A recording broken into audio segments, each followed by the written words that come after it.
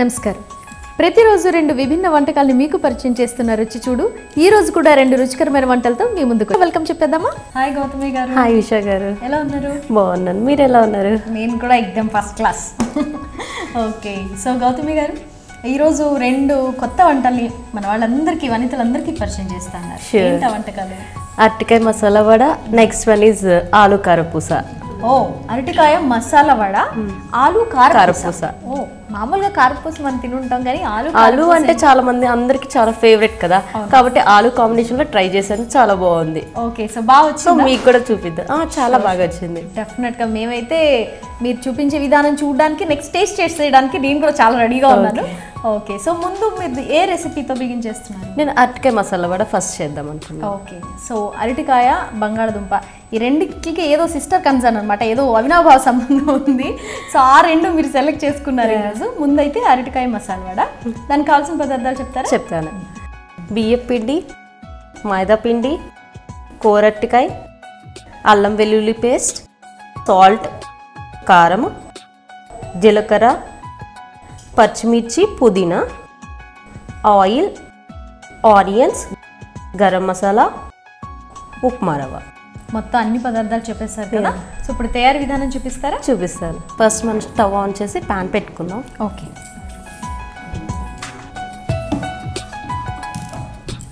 వడ అంటున్నారు కాబట్టి deep fry చేయాల్సి వస్తుంది కదా. సో ఈ లోపు మనం ఆయిల్ పెట్టుకుంటే వేడవుతూ ఉంటుంది. ఓకే, సో ఆయిల్ వేసేసుకుందాం. డీప్ ఫ్రై కాబట్టి కొంచెం ఎక్కువే పడుతుంది ఆయిల్. ఓకే, ఈ ఆయిల్ హీట్ అయ్యేలోపు మనం పిండి కలుపుకుందాం. బౌల్ ఇస్తాం. కొంచెం బియ్యం పిండి, దాని తర్వాత కొంచెం మైదా,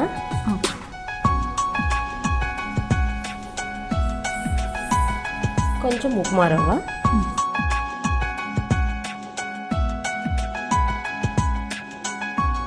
నెక్స్ట్ అరటికాయ తొక్కు తీసి దాంట్లో స్మాష్ చేసుకోవాలి. ఉడికించారండి ఇది? ఉడికించిన అరటికాయ.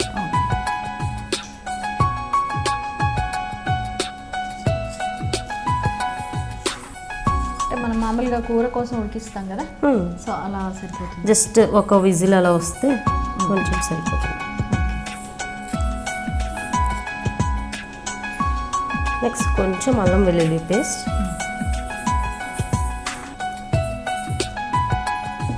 కొంచెం కారం. కారం ఇప్పుడు లైట్గా వేద్దాం, సరిపోతే మళ్ళీ వేసుకోవచ్చు. సాల్ట్,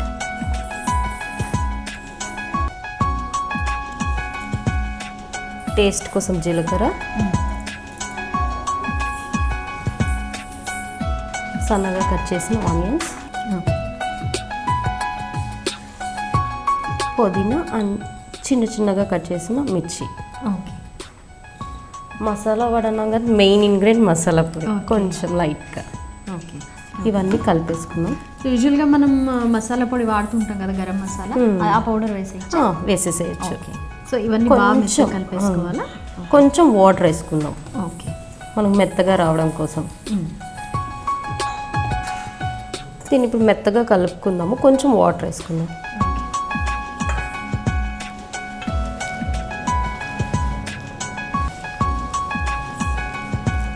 ఏం చేస్తుంటారు గౌతమి గారు మీరు?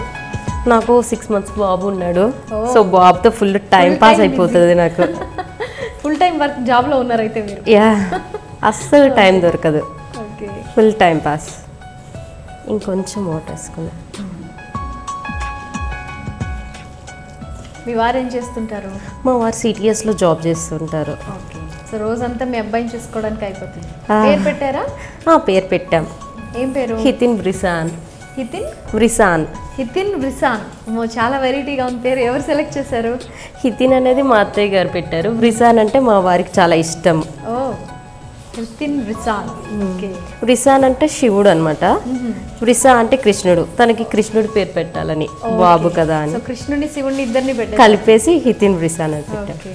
సో అది బాగా మెత్తగా బజ్జీల పిండిలో కలిపేసుకోవాలి. వడకి సరిపోయే కన్సిస్టెన్సీ వచ్చేది. మరీ జారుగా అయినా రావు కాబట్టి కొంచెం సరిపడేటట్టు కలిపేసుకోవాలి. ఓకే, సో దీనికి కొంచెం ఆయిల్ రాసేసుకుందాం. ఆయిల్ రాసుకుంటే కొంచెం ఈజీగా వస్తాయి తీయడానికి. ఓకే, దాన్ని వడలు వేసుకున్న అంటుకోకుండా తర్వాత. విడివిడిగా వస్తాయి. యా.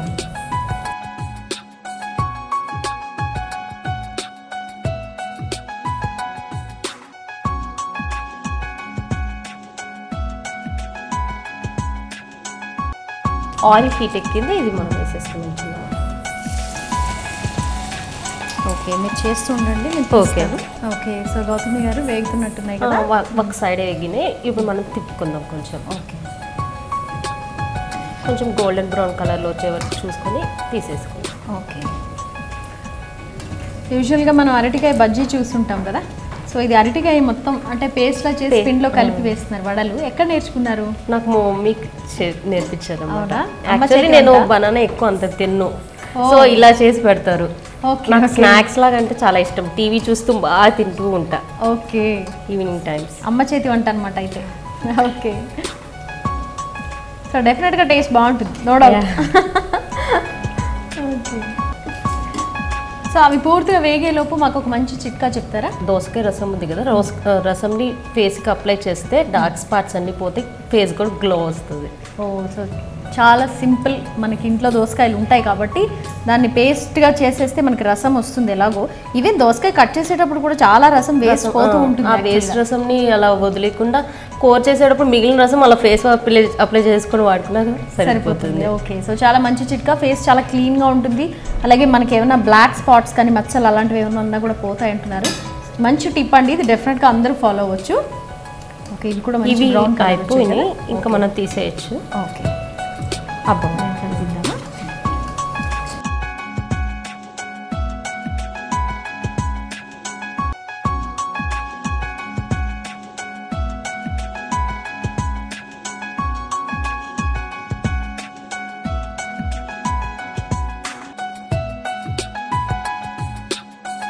ఈ వడల్ని ఇప్పుడు సర్వింగ్ ప్లేట్లో తీసేసుకున్నాం. చూడండి. ఓకే,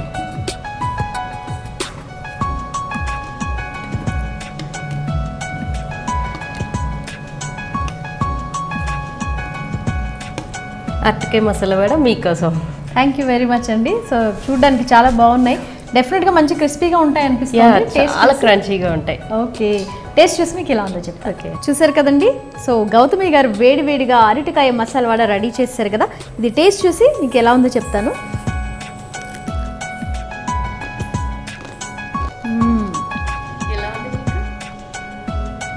చాలా క్రిస్పీగా ఉంది, చాలా చాలా బాగుంది.